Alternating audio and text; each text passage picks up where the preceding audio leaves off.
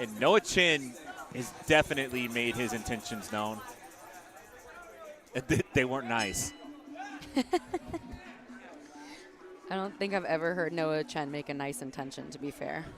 It's kind of his attitude on the mats. He's a sweet guy. He worked with us a lot on the bullpen at CJI and ADCC, but when it comes to him. Different once the match starts, yeah. Yeah, I'm not trying to touch that heat.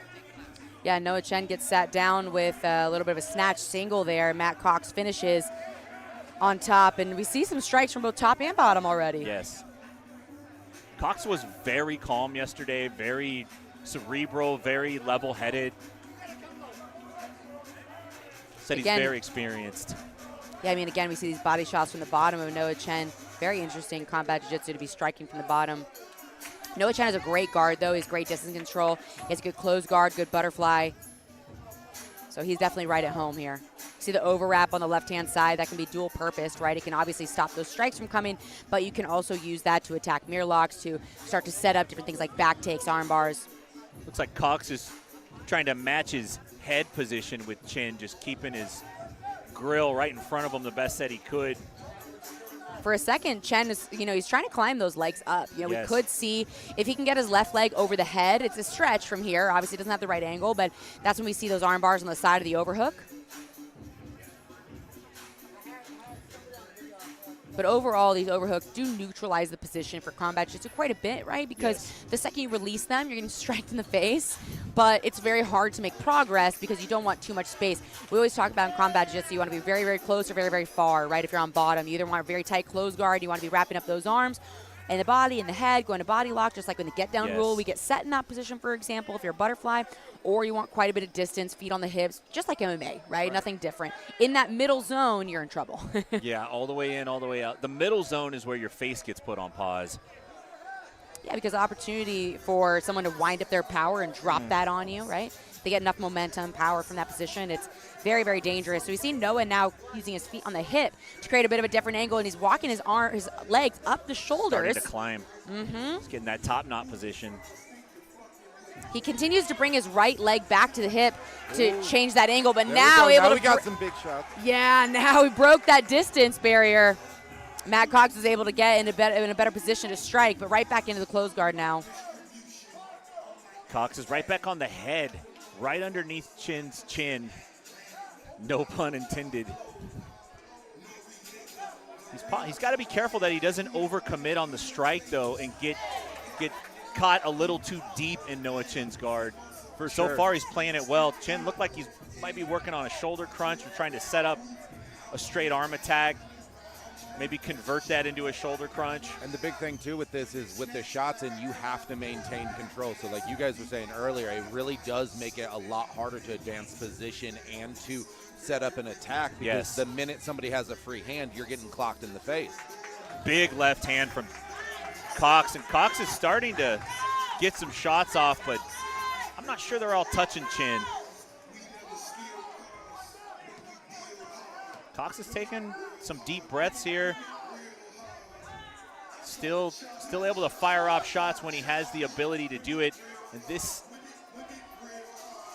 Chen's got an underhook under Cox's left shin there that he's going to try to use to elevate him. Let's see if he gets his right shin in play here. I'm seeing that he's working on something too with his arm. It's a real nice hand fight going on right there, but I'm not sure what he can really do with that. I think he's setting up a triangle. Wow, sneaky girl. He snuck that in. And Cox is going to bring the pressure and try to stack out of it. Can you strike out of this? It'd be risky. I mean, it's very difficult to be in this position for Cox, because if he does strike, he's at very big risk of being armbarred. But Chen hasn't really been able to set up the perfect angle to finish, although he's definitely adjusted now. This is much better, and he's striking from the bottom, but he's losing the triangle as he does it. His grip was getting looser as he was striking. He just let off a flurry right there. That's like when your kid brother attacks you. 3 minutes. Now, Chen doesn't quite have the right angle to finish the triangle, but he's looking like he might be adjusting to try to finish the arm bar, right? I think you're right. Cox is still keeping the pressure, excuse me. Now that his arm is over, now Chen's going to get a tighter bite, right? Now the arm, or he's going to have the arm. And this is going to be dangerous. Let's see how Cox responds to this. Well, Cox is trying to step over the body, right? Now switching off almost to an armbar, but it's like, I'm sorry, to a Kimura, but it was a straight armbar there for a second. And Cox thought about throwing that left hand. Now Chen switches the legs to the other side, so he has like that awkward side lock on the triangle. It gives you a little more control over your partner's ability to stack you, but he switched it right back. Yeah, once Cox has that right arm wrapped around the body that way, it's very difficult for Chen to finish. He brings it over though, and he gets the tap. Got the tap. There we go. Wow, that was a lightning fast finish after trying so many different variations of finishing the arm versus the triangle. What a match. Things can change in an instant. We didn't have quite the angle, but I believe he underhooked the arm and brought it over as like a straight arm bar, where his elbow was like, you know, clamping down on the back of the elbow. I think that's what happened. We got a new champ. We have a new middleweight champ here at Subversiv. All right, ladies and gentlemen, let these two warriors hear it one more time.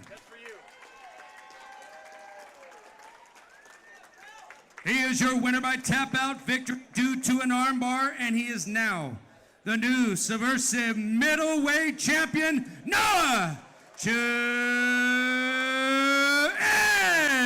Well, you guys do not want to go anywhere. More time for Matt Cox. Because after we do a commercial break in just a moment, we are going to come back to have our team finale. Now, the team finale are 3 matches back-to-back. It's a best 2 out of 3 format. The winning team will have 3 belts crowned to the champions. Now, both of these teams have actually won the team tournament before, but this will be the battle of champion versus champion to see who the ultimate team champion is here. It's going to be Team FaZe versus Team New Hope. We're going to be right back after a quick commercial break.